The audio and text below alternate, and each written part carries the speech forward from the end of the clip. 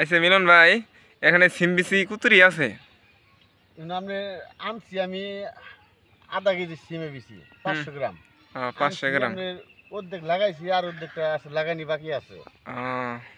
তো পুরা খেতি লাগান নেবো না? হ্যাঁ পুরা ক্ষেত লাগান লাগবো।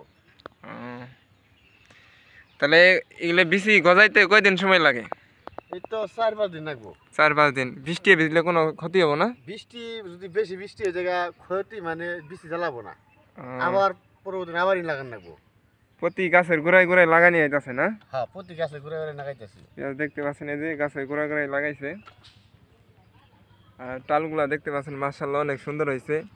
সবাই দোয়া করবেন যেন মিলন ভাইয়ের টালগুলা মানে বেশি লাভজনক করতে পারে, বেশি বেশি বিক্রি করতে পারে, আর টাল যেন ভালো হয়।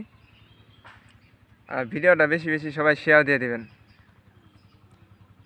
আপনারা ভিডিওটা শেয়ার দিলে আমার কাছে খুব মজা লাগে, আমি মজা পাই।